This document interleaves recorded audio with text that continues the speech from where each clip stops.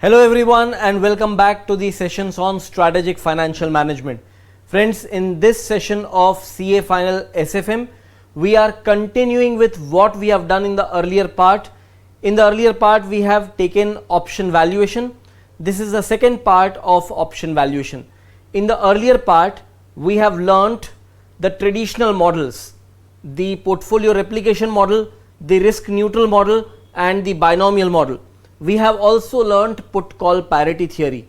In this class, we are going to just focus on the modern approach that is famous in the name of Black and Scholes model. Now friends, Black and Scholes model is used in real life even today. This is the approach used in the derivative markets for valuation of option. So, this approach, the modern approach, Black and Scholes model, you need to understand the proper application of the same, and for this purpose it is important that you have covered up the early part of option valuation, the earlier video, the part 1 video. If you haven't seen that, my suggestion is you should better go and watch that video first, otherwise this concept will not be clear to you. So what we have learned in the previous session about put call parity equation, will be using the put call parity equation even in Black and Scholes model. So the same technique applies. We will first determine the value of call option, and then for the same exercise price we will determine the value of put option, and to do that we will have to apply put call parity equation. So what I show over here is the primary equation of the Black and Scholes model. The first equation, VC, indicates the value of call option, and the second equation indicates the value of put option. When you talk about this second equation, you would see that it is simply application of put call parity theory, and I am not going to explain anything about it. So my responsibility right now will be to explain everything about this first equation, that is VC equation, value of call option. So let us do one thing. Let us first understand the value of call option, the whole equation. The VP equation, that is value of put option, is nothing but application of put call parity theory. Once you are clear with how to apply the value of call option, you will find that I have given a step by step procedure. It is the last step where you apply put call parity theory and then use this second equation, the VP equation. So let us do one thing. Let us pinpoint focus on the first equation over here, that is value of call option. So here comes the equation of Black and Scholes model. Let us try to understand. Value of call option is S0 into n of d1 minus e into e raised to minus rt into n of d2. This is what you have to typically understand, because once you understand this equation, the other one is going to be simple, because that you have learnt earlier in the form of put call parity theory. Now value of call option, as typically understood, it is MP minus EP. Let us recollect what we have learned in past. Value of call option is always MP minus EP, provided that call option is being exercised, because when a call option is not exercised, its value is simply 0, correct? When not exercised, when a call option is being lapsed, its value is 0, its gross payoff or its intrinsic value is completely 0. But when exercised, what is the worth of a call option? It is prevailing market price minus exercise price. Now what is the condition for exercising call option? Never forget, condition for exercising call option is always that market price should be greater than the exercise price. If market price is greater than the strike price, you will exercise the call option, and that time its value on maturity, I repeat, its value on maturity will be MP minus EP. That is what I have written in that second line. So in the traditional models, what you have done, you have arrived at value of call option by end of the period, that is at maturity, by taking MP minus EP, and then you have dragged that value to its present value to arrive at the value of call option in present terms. Now friends, Black and Scholes model has a more direct approach. What Black and Scholes model does over here is it directly considers the present values only. So comparison of MP and EP is not going to be just MP minus EP. MP itself will be brought down to its present value, EP also will be brought down to its present value. Now what is the present value of market price?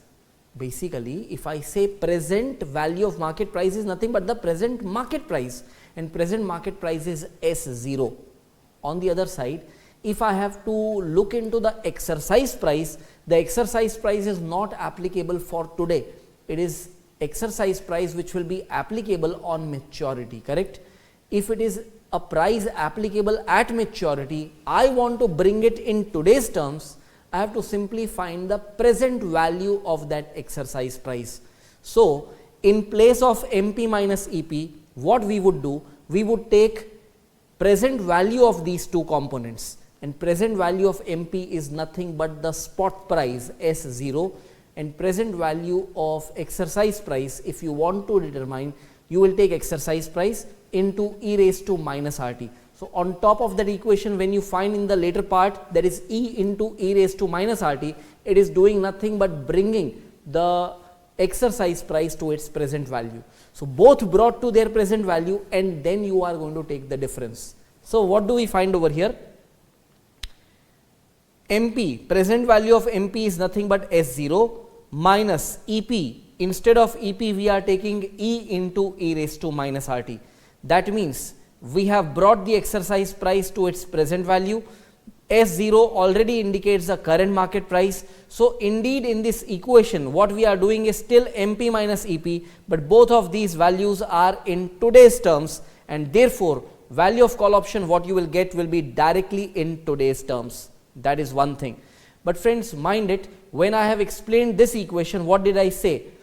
Value of call option will be MP minus EP when the call option is exercised. But do you think always the call option will be exercised? Answer is no. Call option may not be exercised always. That means we will have to look into the probability of these prices becoming effective. So let me explain now. N of D1 is nothing but probability of S0 becoming effective. N of D2 is probability of exercise price becoming effective. We are taking again the same thing, S0 minus E into e raised to minus RT, the same thing, but to these two terms we are going to multiply N of D1 as the probability for S0 and N of D2 as probability of present value of exercise price. As a result, N of D1 got multiplied over here, N of D2 gets multiplied over here, and finally you arrive at this equation. So whatever you find on screen, I am just giving you time, copy that.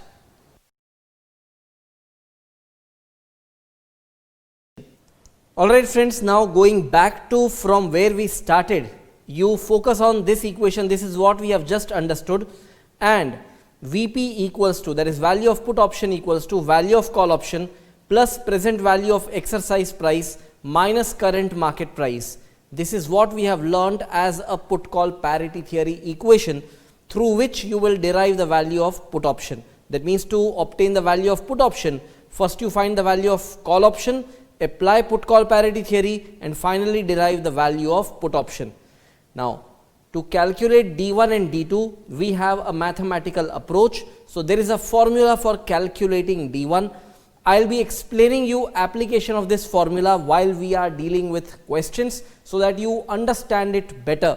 So D1 and D2 calculated this way. So don't bother about understanding these things now. I will explain you these formulas when we are solving questions. Let us now do one thing. If you have to write up a solution of any question, you would obviously start with writing up these equations, and you will define all the variables. That is, VP is value of put option, VC is value of call option, ln is natural log, S0 is present market price of share, E stands for exercise price, T is time remaining for maturity in years, R stands for risk-free interest rate based on continuous compounding, sigma is the standard deviation of the share price, and N stands for cumulative area under normal curve. So friends, understanding all these variables also will be part of your analysis and solving questions. So let us do one thing. To understand the whole matter, how to apply, let us begin with questions. And in this order, let us begin with question number 84. Let us first read this question. Present market price of share is given as 415. A 3-month call option is available at an exercise price of rupees 400. The continuously compounded risk-free interest rate is 5% per annum. Volatility, that is standard deviation of the share price, is given as 22% or 0.22. Using Black and Scholes model, determine the value of call option and put option. So friends, when you have to begin solving a question, what you need to do first is, in your solution you would write up the equation for valuing the call option and the put call parity theory equation through which you will be determining the value of put option. Then you have to write what is the value of D1, and as I told you, don't bother about understanding this formula right now for D1, but we will be understanding this when we apply while solving this question. So whatever you find on screen, I am just giving you time, copy that. Alright, you would have finished writing this. Let us also do one thing. All the variables used in these equations and formulas, let us define all these variables. What VP stands for, what VC stands for. ln stands for natural log. S0 is the present market price of the share, which is given as 415. E stands for exercise price, which is rupees 400, and T stands for time remaining for maturity, expressed in terms of number of years. Because the maturity of the option is falling due after 3 months, we would express that as 3 by 12 years, that is 0.25 year. R stands for risk-free interest rate based on continuous compounding, which is given as 5% per annum. Sigma stands for standard deviation of the share price, that is 0.22 or 22%, and N stands for cumulative area under normal curve. Let me tell you one thing very clearly, writing up all those equations, formulas and description of all these variables, it must be forming part of your solution. So I am giving you time, please take note of this whole thing what you find on screen, and then we move ahead. Alright friends, you would have finished writing this whole thing. Now let us truly begin with the solution. So definitely what you have written is forming part of solution, but the step by step process that we have to apply begins from here. Step 1, the first step will be to determine D1. So though you have already written the formula of D1, you need not write up the formula again, but now let me explain what exactly is this D1. So friends, look into one thing. This D1 calculation, to remember this formula, it's very simple. You see, this ln of S0 upon E is the first term. R plus 0.5 into sigma square into T is the second term, and sigma into square root of T is the third term. So it is this way, term number 1 plus term number 2 divided by term number 3. So let us begin understanding each of these three terms. The first term, it is natural log of this ratio S0 by E. So to remember this term, it's very easy. Because you want market price minus exercise price effect, before taking the log, it should always be S0 upon E. So the ratio will be the current market price divided by exercise price, and whatever ratio you get, you take the natural log of that. Now let me explain one more thing. Natural log is the log with the base of E. When I say log with the base of E, it is the same E which is used for continuous compounding and discounting. Alright, so the first term will be natural log of S0 upon E. S0 is given to you as a 415 and exercise price is rupees 400. So what you will do is rupees 415 divided by rupees 400, whatever you get, you will take natural log of that ratio. The natural log table is given at the back of your book. You may refer the table and derive the value. and in examination most of the times the value of ln for that ratio would be given in the question itself. Now over here the second term, I would suggest you to understand the second term simply as r into t. You see here r and t, so it is r into t, but when we refer r is basically a risk free rate based on continuous compounding. What we are trying to do is we are making adjustment of risk to this risk free rate before you multiply that with t. So what is the risk adjustment that you have to make?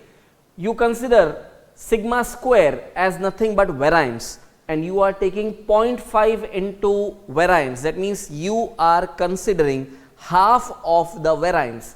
So half of the variance is being added to the risk free rate, and then the risk adjusted rate finally gets multiplied to t. In the denominator it is sigma into square root of t. So once you identify what are all these values, let us plot them into your calculation. So 415 divided by 400 plus rate of interest on continuous compounding basis, which is representing risk free rate, is given as 0.05. Now standard deviation is 0.22, we want variance, so we have taken squared value of 0.22, but we don't want the complete variance, we want half of the variance. So 0.5 multiplied to variance, this will give you the risk adjustment to this risk free rate. Once the risk free rate is adjusted with the degree of risk, this whole thing within the bracket becomes the risk adjusted rate, and that gets multiplied to the time, that is 0.25 years. And in the denominator we have to take sigma into square root of t. Sigma is 0.22, square root of t is square root of 0.25. Whenever you are applying this formula, this t must represent the time in years. So let us move ahead and make up these calculations. So when you apply 415 by 400, you get something which is being rounded off to just two places after decimal. So it is ln of 1.04. Over here 0.5 into 0.22 squared will give you 0.0242, which will get added to 0.05, and as I told you, to make it as a risk adjusted rate and then multiplied to the time, that is 0.25, and in the denominator it is 0.22 multiplied by square root of 0.25, that gives you 0.5. So now looking at the table given at the back of your book, you find ln of 1.04. So you look into ln of x, where the value of x should be 1.04. What you get is 0.03922. Solving this part, that is 0.05 plus 0.0242 multiplied by 0.25 will give you 0.01855, and 0.22 multiplied by 0.5 will give you obviously 0.11, and when you solve it, you get d1 equals to 0.5252. I would recommend that d1 value also should be rounded off in just two places after decimal, so let it be simply 0.53. Now d2 calculation is further very simple. It is d1 minus sigma into square root of t. Now sigma into square root of t was the denominator for computing d1. That same thing what you get in the denominator over here, that is 0.11, should be subtracted from the value of d1 to arrive at d2. So d2 will be 0.53 minus 0.11, and what you get is d2 equals to 0.42. So friends, carefully note down this whole calculation and then we move ahead. Alright friends, so let us move ahead and deal with the most important step in this Black and Scholes model, that is determining n of d1. Now this is something that I want you to give your 100% attention. This step, if you understand, the remaining part of the calculation is easy going. So what you find is application of normal distribution. So what you got as the values of d1 and d2, through normal distribution we will identify that as a z value. So I would say d1 value what you got was 0.53. Look into this curve, correct? This is called standard normal curve. People also call this as a bell curve. It is in the shape of the bell, right? This curve is symmetric to the center. This is 0 as the center, and on its right side you have positive values, on its left side you have negative values. Let me tell you friends, the values what you find over here, correct, on this number line, this represent the values of z. Now z value can reach from minus infinite to plus infinite, there is no limit. But have you noticed one thing? I have restricted the values from minus 4 to plus 4 only. So the curve continues thereafter as well, but the area that will be found under the normal curve beyond this minus 4 and plus 4 will be negligible area. Now what does that area represent? That area represents probabilities. So if I find the overall area under this bounded region, that total area represents 1. If that total area represents 1 and the curve is symmetric to the center, which is 0, do you understand, this whole area, this bounded region will have area of 0.5. Likewise, this will also have area of 0.5. Now if this is the center of the curve, the extreme left and extreme right are identified as left and right tails of this curve. So left tail over here and right tail over here. Left tail with negative values of z and right tail with positive values of z. We would want to plot that z value which we have identified as d1. So d1 what we have identified in the first working note, the first step, it was 0.53 as d1. Obviously 0.53 was a positive value, it will come to the positive side between 0 and 1.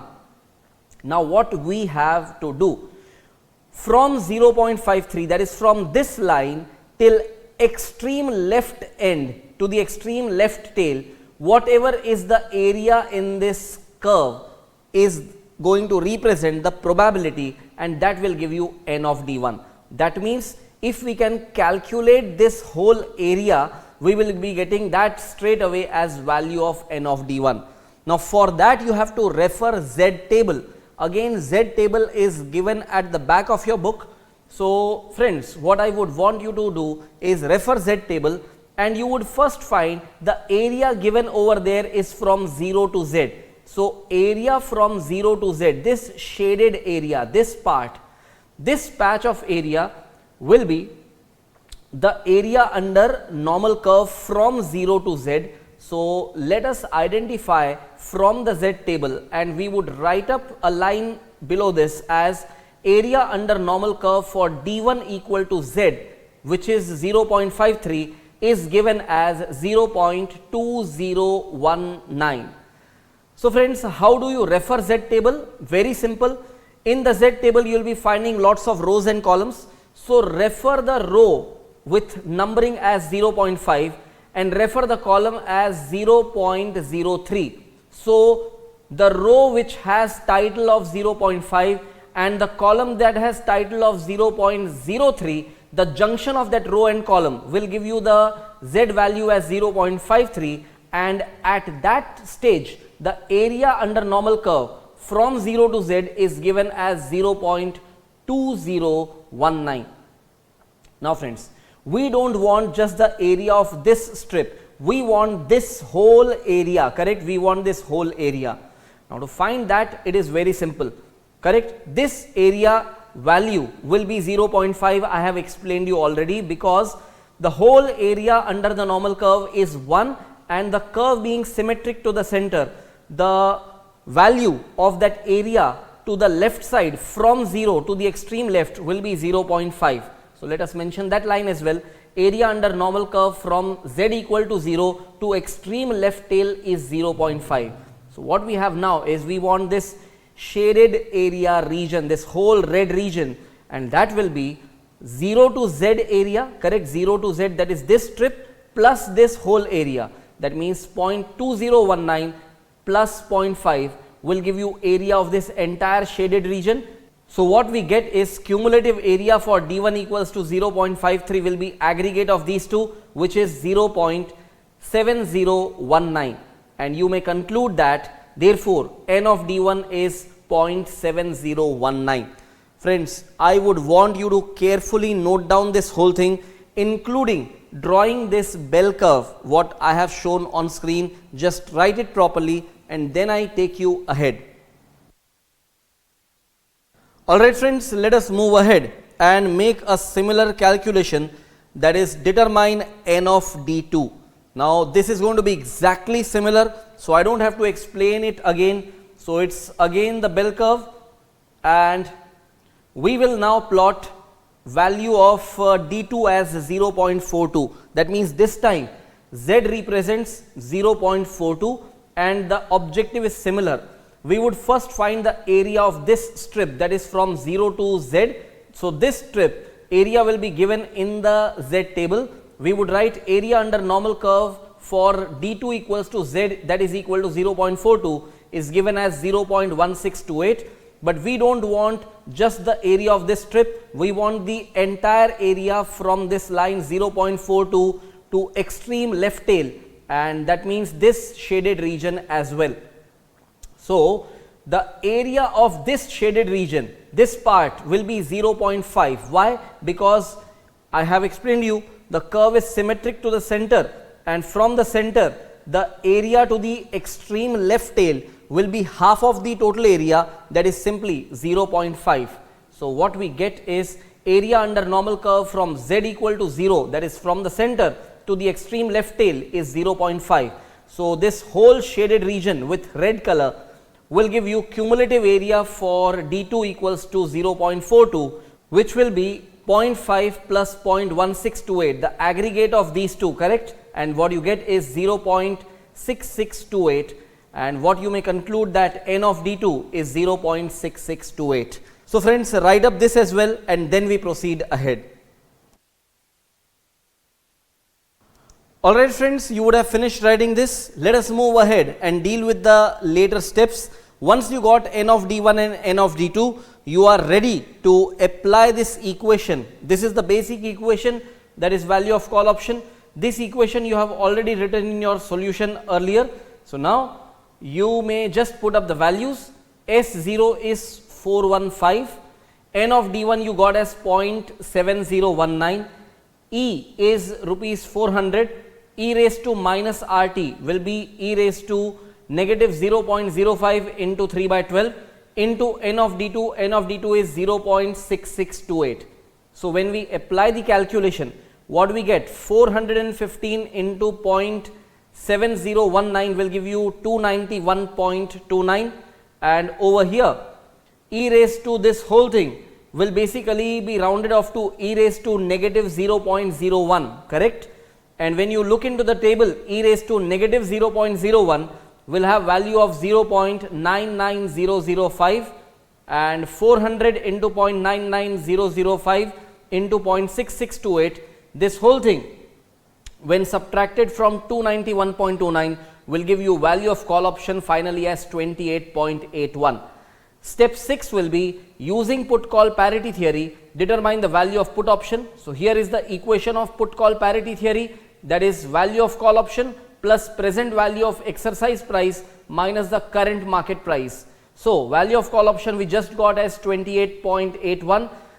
Present value of exercise price will be 400 into e raised to minus RT, that is again e raised to negative 0.01, which we will again get as 0.99005, and from this whole thing subtract 415.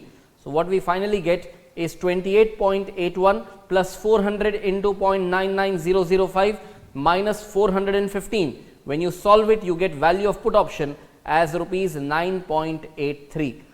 Friends, take note of this whole thing, and that will be end of the solution. Alright friends, you would have finished writing this whole thing. Let us move ahead and take up another similar question. Question number 85.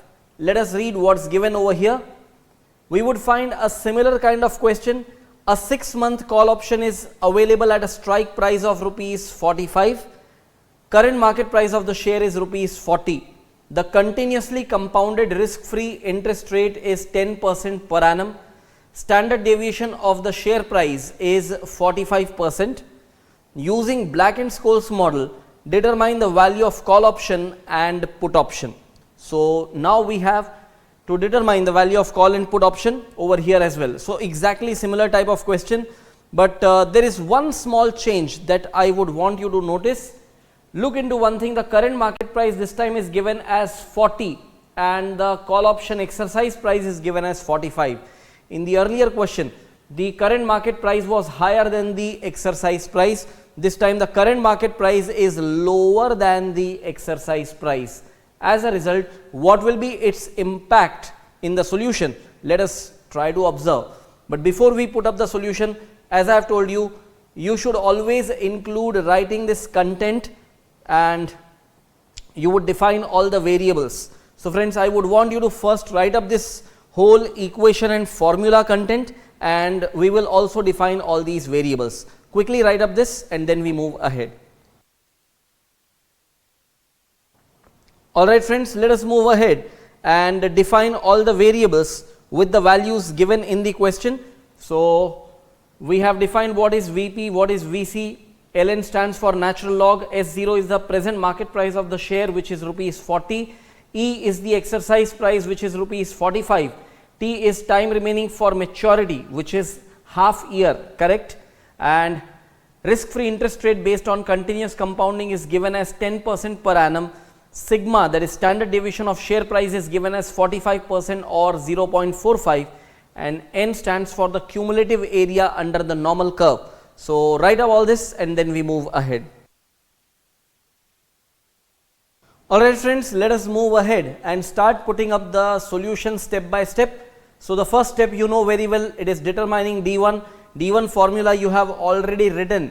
So this time I am not going to help you much with the calculations. You should on your own try calculating the stuff.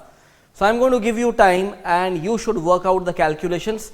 So friends, this time this part ln of S0 by E, you would find S0 is lower than E in this given case, correct. As a result, when you apply natural log of something which is less than 1, the result will be negative. So you will be getting this part as a negative, that is for sure. This time I am not going to help you making this calculation, you do it on your own. I am giving you time. Let us see if you can figure out these calculations. So write up this much and make the D1 calculation. Let us see if you can get correct. Alright, I think by now you should have computed D1 already. Okay, so let us check. The first term for computing D1, that is ln of 40 by 45 will give you negative 0.1165 plus this term is going to give you 0.10063 and the denominator over here is 0.3182. Finally, the D1 value what you get is negative 0.05, and for determining D2, this is very simple. The denominator part should be subtracted from D1 value, that is from negative 0.05 subtract 0.32, and what you get is D2 as negative 0.37.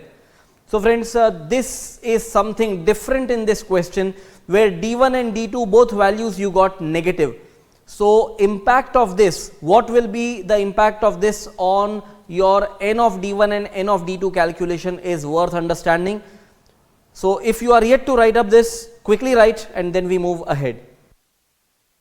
Alright friends, let us move ahead and deal with the third step, that is determining N of D1. Now again carefully understand this step. This time D1 value is negative. So when you are plotting the bell curve, the negative value will come on the left of the 0, correct. So we have this shaded region from negative 0.05 to 0, okay. This part we have to find the area. Unfortunately in Z table you will never get negative values of Z, but we don't have to worry because the curve is symmetric to the center. We want value from, that is area from 0 to negative 0.05, but area from 0 to positive 0.05 will also be matching with this because of the symmetric nature of the curve. As a result, what we write is area under normal curve for z equal to 0.05 is given as 0.0199. Now the area that we are looking for is not this area, but from D1 till extreme left tail, that is this part of area only, this part only, not this small thin strip over here. So this whole part from 0 to the extreme left tail, this whole area will be 0.5, but we want only from negative 0.05 to extreme left tail, we want only this area. So friends, from 0 to extreme left tail is 0.5, from 0 to negative 0.05 the area is 0.0199. So the area of this shaded region will be 0.5 minus 0.0199. So from this whole area of 0.5 we are subtracting the area of this small strip, and what we get is 0.4801, concluding that n of D1 is 0.4801. So please write up this whole thing and then we move ahead. Alright friends, moving ahead and dealing with the next step, that is step 4, determining n of D2. So exactly the same way, same thing. This time again D2 is also negative. So D2 comes again to the left side of 0 and D2 value is a negative 0.37.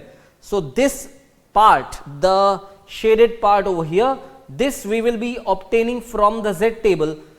As I told you that this region from Z table, if you refer, Z does not have negative values, that means in the Z table you will not find negative values of Z plotted, but we have not to worry because the curve is symmetric to the center. Area from 0 to 0.37 will be same as area of 0 to negative 0.37 what we have shaded over here, and that area is given as 0.1433 referring to the Z table. What we want is the area from D2 equals to negative 0.37 to the extreme left, and we know one thing, that area from 0 to extreme left tail will be 0.5.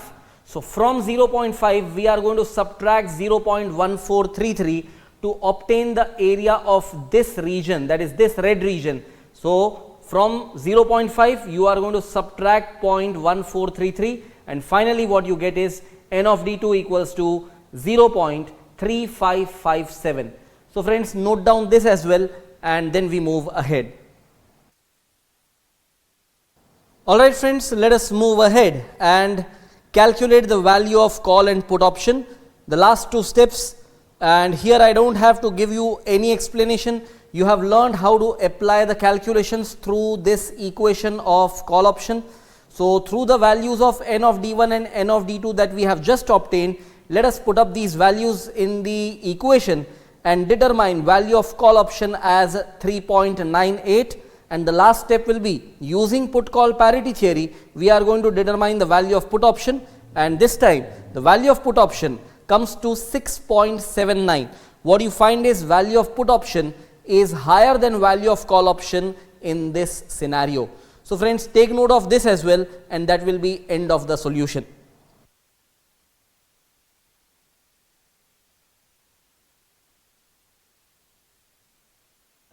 Alright friends, you would have finished writing this whole thing. Let us take up question number 86. Now after solving question 84 and 85, all the questions 86 onward till next 4-5 questions, you would see that these are questions meant for your practice. These are questions asking you to determine the value of options through Black and Scholes model. So because it is meant only for your practice, my suggestion would be you also get involved while solving the question. Don't just copy the values and calculations from the screen. It is important that your involvement must be there. Anyway, let us read this question. Following information is available for X company's share and call option. Current share price given as rupees 185. Option exercise price is given as 170. Risk-free interest rate is given as 7%. Time of expiry of option is 3 years. And standard deviation is given as 0.18, and they have asked you to calculate the value of option using Black and Scholes formula. So, you know how you have to approach the solution. I am just going to quickly guide you. I told you it is your involvement which is needed over here. So, what you would first do is write up the equation as per Black and Scholes. That will be VC standing for value of call option. This is the main equation, right? And VP, it is application of put call parity theory to determine the value of put option through the value of call option that you would have determined above. And for this purpose, two intermediary calculations will be required, D1 and D2. So you have learnt D1 formula and D2 formula while solving earlier questions. So we will have a need to define all the variables, but first do one thing, write up all these formulas and equations. Alright friends, as I told you earlier, after writing up these formulas and equations, you will have to define all the variables. VC stands for value of call option, VP stands for value of put option, LN stands for natural log, S0 is the present market price of the share which is given as rupees 185, E stands for exercise price that is given as rupees 170, T is the time remaining for maturity which is given as 3 years, and R is the risk-free interest rate based on continuous compounding which is given as 7%. Sigma is the standard deviation of the share price and that is given as 0.18, and N is what you will have to find out, which is cumulative area under normal curve. So write down all these variables definition and then we will substitute these values in the formula to arrive at the required calculation. Alright friends, after writing the definition of each of these variables along with their respective values given in the question, we will substitute all these values in determining all the important calculations. Now D1 formula, what you find on screen, we have already written, so you need not write it again and again. I have just displayed it once again on the screen for your reference. Let us now substitute all the values. It will be ln of S0 by E, so that will be ln of 185 by 170 plus R stands for the risk-free rate, R plus half of the variance, so it will be 0.5 into 0.18 squared. 0.18 is standard deviation, squared value of that will be variance.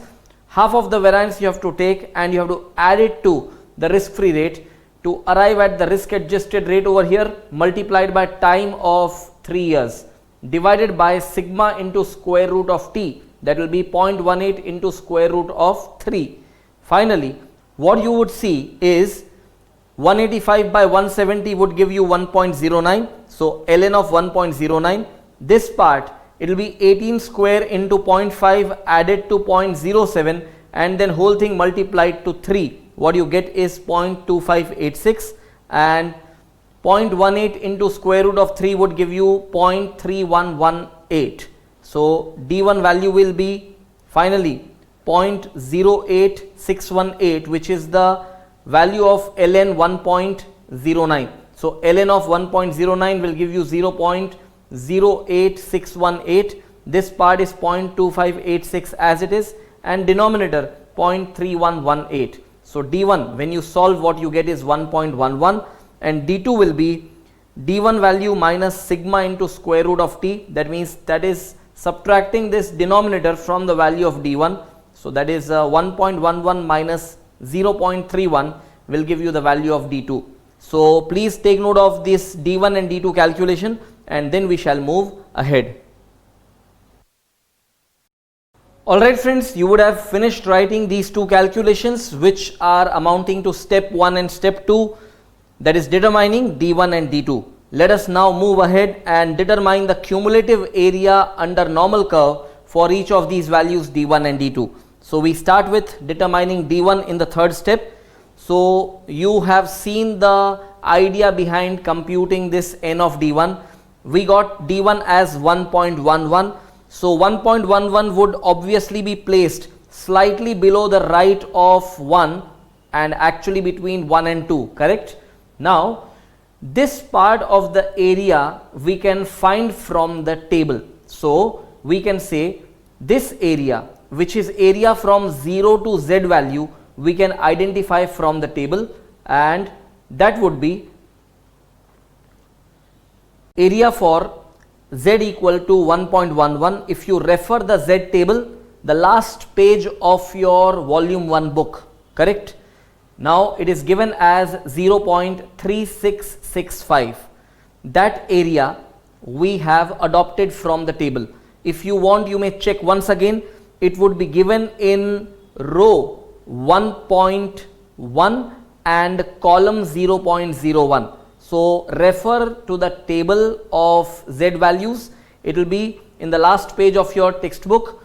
1.1 should be the row heading and 0.01 should be the column heading. In that junction, the value of z will be 1.11 and the area under normal curve would be 0.3665.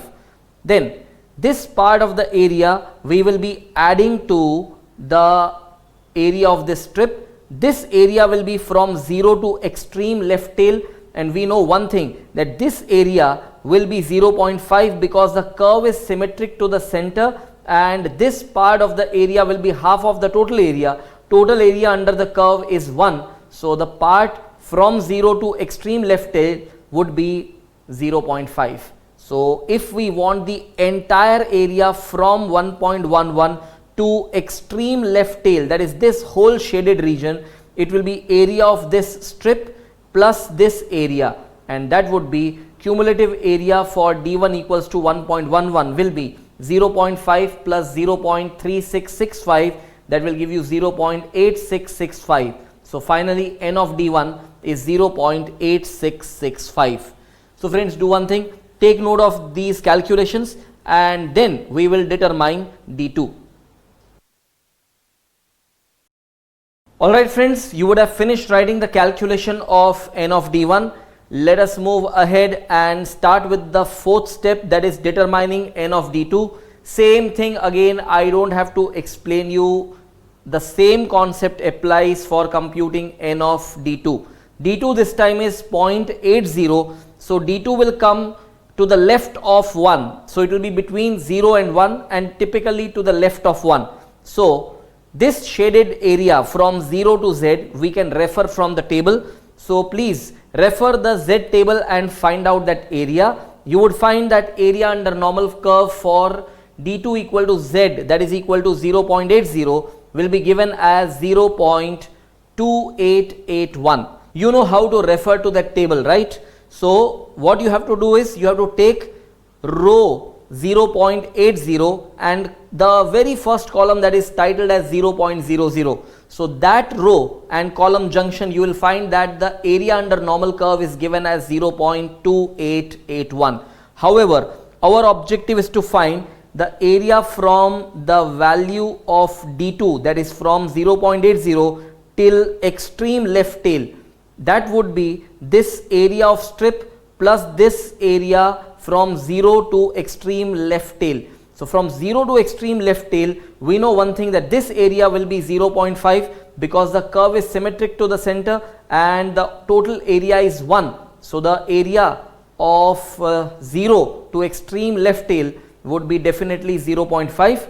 So the cumulative area, this whole shaded area, will be from z value 0.80 to extreme left tail, and that will be aggregate of area of this strip and this 0.5.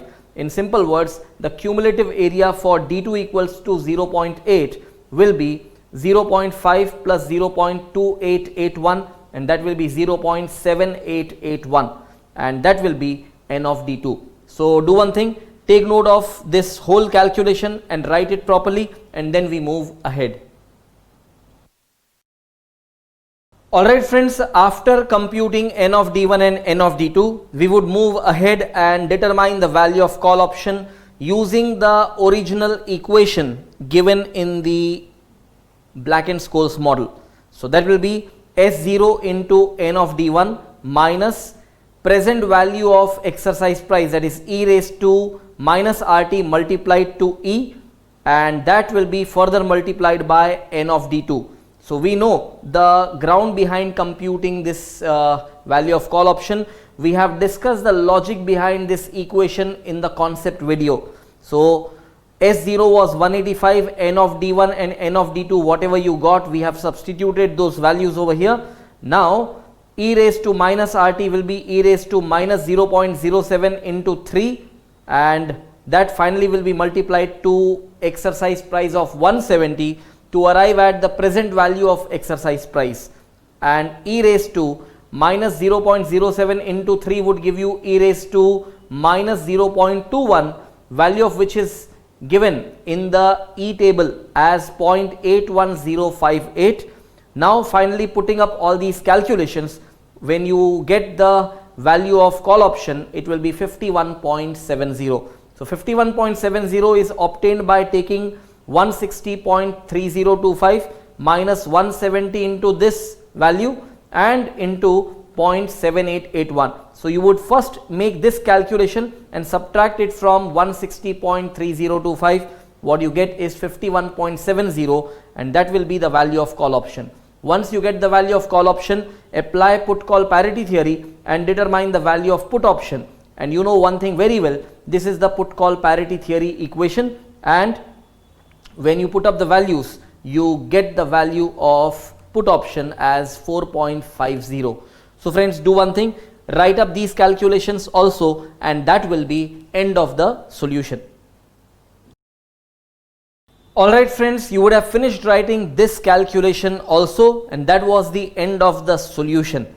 Now friends, what you are going to do is, I am not going to show you the solution first with respect to the next question that we are taking up, that is question number 88. I am not going to show you the solution first. You read the question. I am just giving you little bit of guideline. I will give you time to make calculations. When I display the solution, make sure that you would have obtained exactly same values. If not, and something has gone wrong in your calculation, please rectify on your own. So question number 88, I am not going to show you solution first. You are going to make calculations and I will give you the solution little later. So on a real time basis, as and when I ask you to try out certain calculations within this question, you should do that. So present market price of share is given as 60, 6-month call option is available at a strike price of 56. So S0 given, E given, risk free rate given, standard deviation given, and they have asked you to determine the value of call and put option both using Black and Scholes model, and the time period which is given is 6 months, or you can consider that as 0.5 year. So let us see how to present the solution. You know one thing, that you will first write up these formulas. I am not going to explain anything this time. You are now quite capable of dealing with these calculations. So but first thing, write up these formulas and equations, and then we write up the values of variables. Alright friends, you would have finished writing all these equations and formulas. Let us define all the variables before we start making the calculation. You know all the variables and their meanings. So we are just going to define all the variables and we will put up the values which are given in the question. So quickly write up this, and once you finish writing this, you are going to determine D1 and D2 this time on your own, correct? So write up this and then we move ahead. Alright friends, you would have finished writing these definition of all these variables and the values what are informed in the question. Let us now move ahead. You know one thing, what you have to do, you have to determine D1 this time. So for your reference, I have placed the formula on the screen. All the variables are defined. Value of each of these variables you know very well. I am giving you maximum 3 minutes time from now for computing D1 and D2. Make sure that you get it correct. Your time starts now. Alright, time up. Make sure that you would have obtained the calculation of D1 exactly the way it appears on the screen. If you have got it exactly the same, it is fantastic. If not, you would have made some mistake definitely. So I would want you to rectify your mistakes if at all you have committed any. And D2 calculation will be 0.76 minus 0.21, that is 0.55. So this time D1 is 0.76 and D2 is 0.55. So I am just giving you some more time to write up the correction part if at all you went wrong. Otherwise you may skip that 1 minute and proceed ahead. Alright, let us move ahead and take up the calculation of n of D1. So n of D1, again I don't have to explain you again and again, you know how to do it. This time D1 is 0.76.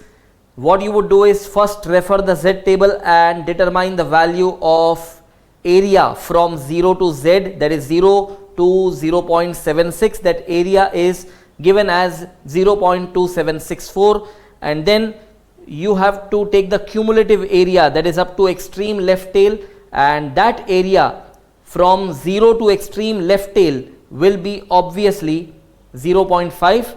and finally when you take aggregate of the both, you get the area from Z value, that is 0.76 to extreme left tail, and that will be 0.7764, which is the value of n of D1. So note down these calculations quickly and then we move ahead.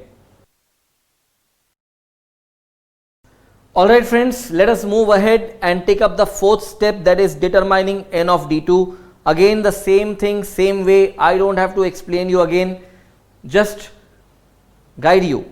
So area from 0 to 0.55, that is the area of this strip, you will first determine from the Z table. The area you would find is given as 0.2088 for that strip, and area from 0 to extreme left tail will be obviously again 0.5, and we want the entire aggregate area, which is now shaded as red, and that will be from Z equal to 0.55 to extreme left tail, which will be aggregate of the above two areas, and that will be 0.7088.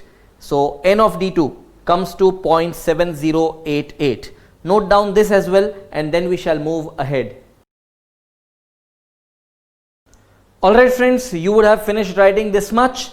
Let us move ahead and deal with the last steps.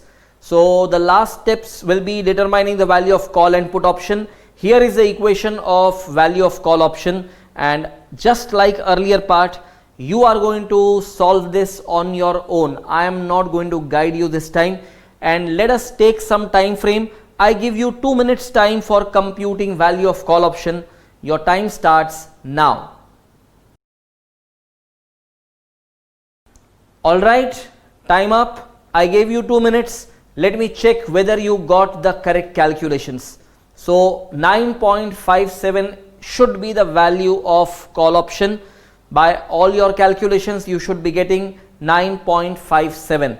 A little bit of difference in rounding off is acceptable, but too much of difference certainly not acceptable. So take some time, verify your calculations, and meanwhile if you have done this already correct, I give you another 1 minute for attempting the calculation of value of put option. So your time starts now. Alright, time up. For computing value of put option, you should not take more than a minute's time. The correct answer for that will be 1.78. So friends, if you have obtained every calculation over here in 5th and 6th step as correct, fantastic, it's done for you. If you haven't obtained it, please rectify your calculations. Make sure that finally what you write down in your notebook should be the correct content, so that while revising this is going to help you out definitely. So I am giving you some time. Take note of these calculations if at all you need. Alright friends, you would have finished writing this whole thing. So let us do one thing now. Let us recap what we have learned throughout this session. In this whole session, we have been talking about the option valuation through Black and Scholes model. We have learned the determining of value of call option through application of the model, and then value of put option through use of put call parity theory through again the value of call option, that is as per this model. So friends, whatever we have learnt over here, it needs lot of revision and practice from your side. The reason why I have included so many questions over here for your practice, you should always revise and practice it thoroughly. This is an important concept from the viewpoint of your examination as well. So let me put an end to this session. For option valuation, this was the second part and this is end of part 2. Thank you so much for attending the class.